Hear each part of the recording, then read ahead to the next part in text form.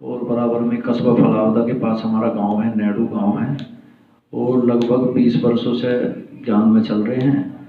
और अभी पिछले करीब 17-18 साल हम आनंद हॉस्पिटल कट रोड पे है, वहाँ पे जॉब करते थे। तो अनुभव तो बहुत सारे हैं, लेकिन अभी करीब 1-1.5 साल पुराना जो अनुभव है, जो जब कोरोना काल आया था तो उससे पहले हमने जॉब छोड़ दी थी।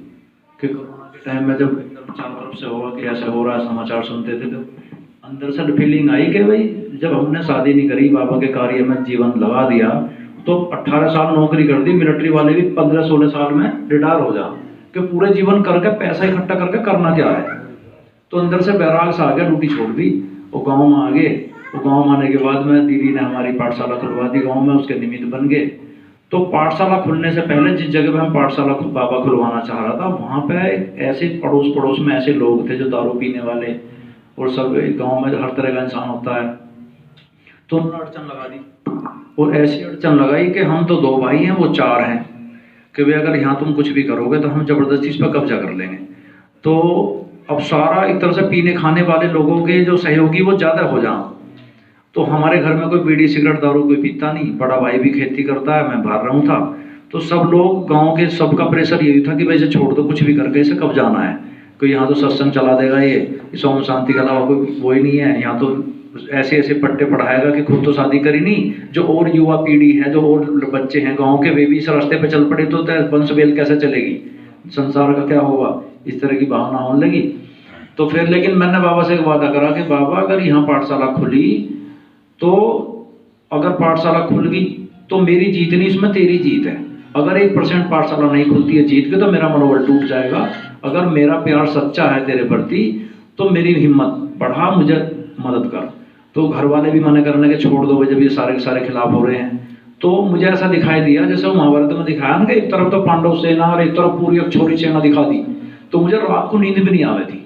वो दारू पीने वाले उल्टा सुद्धा आप सब बोल रहे थे, लेकिन घर वालों ने भी कह दिया जैसे तुझे करना कर, हमारे तो बस इनसे लड़ाई मोल लेनी है नहीं। तो उसके बाद जो करीब 1 साल तक झगड़ा चलता रहा, लेकिन मुझे बार बार ये संकल्प रहा कुछ भी हो जाए बाबा मेरे साथ है। तो मैंने 3 संकल्पों पे उस टाइम अभ्यास करा कि मैं मास्टर सर्वशक्तिवान हूँ, सफलता मेरा जन्मसिद्ध अधिकार है, और मैं विघ्न विनाशक हूँ। 3 संकल्पों पे मैंने पता नहीं कितने हजार बार ये रिपीट करे होंगे, उठते बैठते खाते पीते हर वक्त मुझे ये चलता रहता कि कोई ये हमारे शरीर को हानि ना पहुंचा दे, और सफलता भी होनी है। तो 3 संकल्प मैं बार बार करता रहा। तो इन 3 संकल्पों ने बाबा ने ऐसा अनुभव कराया कि लास्ट में पुलिस केस भी हुआ, एसडीएम तक भी बात पहुंची। तो लास्ट में आकर उन्होंने हार मान ली। उन्होंने कहा भाई ठीक है भाई, तू जीता हम हारे, तू अपने सत्संग चला, पाठशाला चला। तो आज की डेट में वहाँ पाठशाला चलती है। तो उससे इतनी बड़ी सेवा हुई कि सबको दिखाई दिया कि भाई ओम शांति वालों के अंदर एक विल पावर ऐसी है कि अकेले इंसान ने पूरे गाँव के कम से कम काफी लोग एक तरफ और यो अकेला एक तरफ, हिम्मत नहीं हारी। तो कहीं ना कहीं वो हमारा हौसला बढ़ाता है।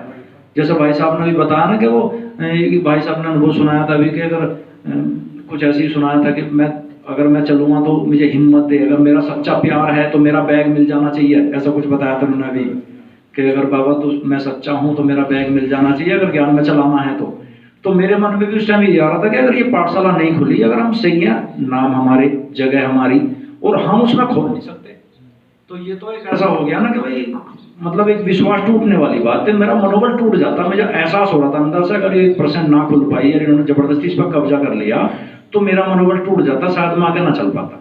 तो उसमें सफलता मिलने से मेरा मनोबल इतना बढ़ा कि मुझे वैसा लगता है कि कोई भी कार्य असंभव नहीं है। तो एक बार हम वहाँ जब जॉब कर रहे थे तो हम एक रूम में रह रहे थे, एक भाई और था मेरे साथ में। तो वहाँ एक बराबर में एक माता ने शरीर छोड़ दिया। तो शरीर छोड़ने पर तो वो रात के टाइम वो जो माता थी वो सबको सुपने में डरावे थी। तो जो मेरे साथ में जो भाई था वो हनुमान जी का भगत था। तो हम एक कमरे के अंदर रह रहे थे। तो बेड एक वो था बेड, उस बेड पर हम दोनों भाई लेटे थे।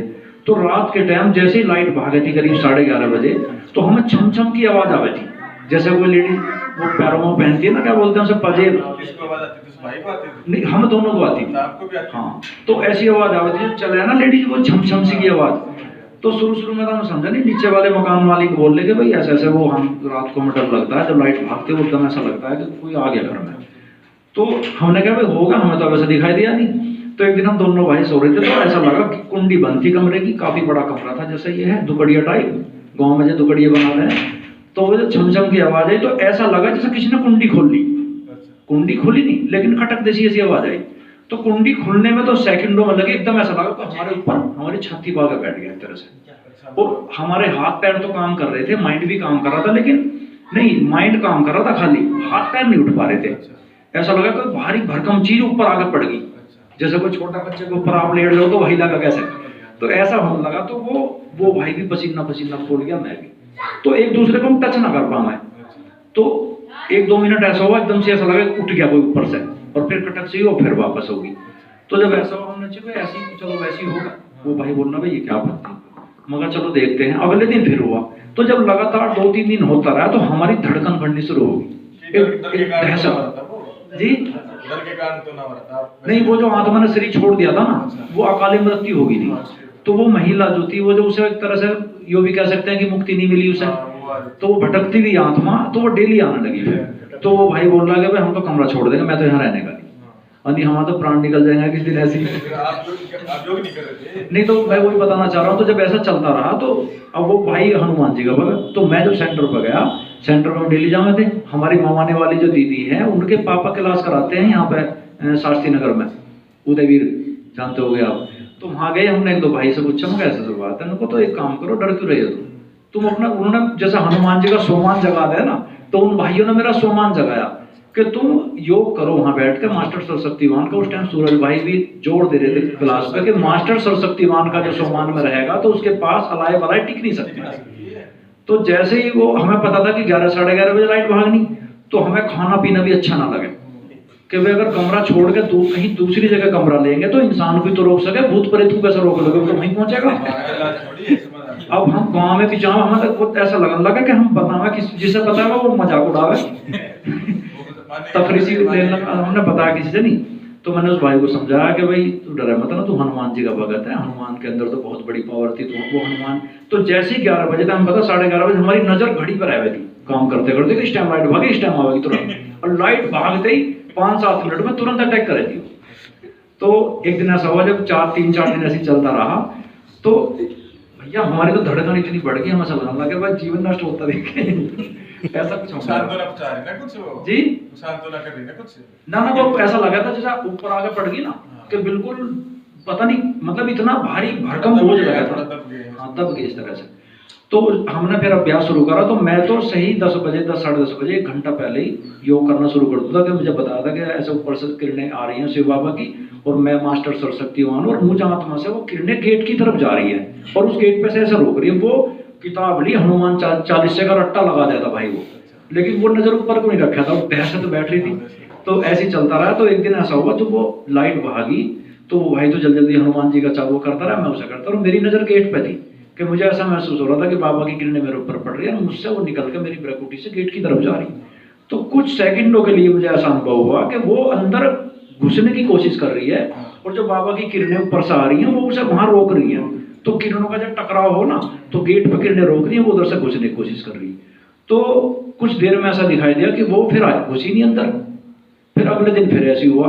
तो 3-4 दिन हमने फिर लगातार 8-7 दिन जब ऐसा करा, तो मेरा अंदर कॉन्फिडेंस बढ़ा के, इसका मतलब मुझे भी नहीं पता था कि इतनी पावर है, खुद को कई बार पता नहीं चलता, जब कोई परिस्थिति आवे जब भी पता चला कि हमें कितना दम है। तो मैं डेली करता रहा। तो 8-10 दिन तक जब करा, तो वो भाई कहने लगा, भाई इसका मतलब तुम्हारे तो शांति में बहुत दम है, कि तुमने भूत प्रेत भी रोक दिया कमरे में आने से। तो उसके बाद फिर उस पूरे मकान में नहीं आई, यानी तो मकान मालिक भी परेशान थे, हम भी परेशान। तो सोमानों में बहुत बड़ा बल है। तो इसलिए ये मेरा जीवन का इतना बड़ा अनुभव था कि मुझे उस टाइम ऐसा लगने लगा था कि भाई अगर भूत प्रेत आत्मा जिसके पीछे पड़ जाए, पीछे छुड़ाना मुश्किल हो जाए। कोई तांत्रिक के पास जा रहा, कोई कहीं जा रहा, लेकिन इस सोमान ने हमें उस पर विजय दिला दी थी। असली वाला अनुभव है, असली वाला प्रैक्टिकल। भाई साहब पूरा शरीर पसीना पसीना हो जाता था, ऐसा लगा था। और तो कई बार तो भाई साहब ऐसा होगा कि जब वो आत्मा घुसती थी, तो उस आत्मा के आने से पहले ही जैसे लाइट भाग थी, तो हमारी कब कभी मट जाती है शरीर में। मतलब बैठे बैठे में थर थर थर ऐसे कांप रहे, मतलब आप बता दें डर के मारे। लेकिन जैसे वो मास्टर सरस्वतीवान का सम्मान करा, ऊपर से बाबा की किरणें, तो उससे कॉन्फिडेंस बढ़ा।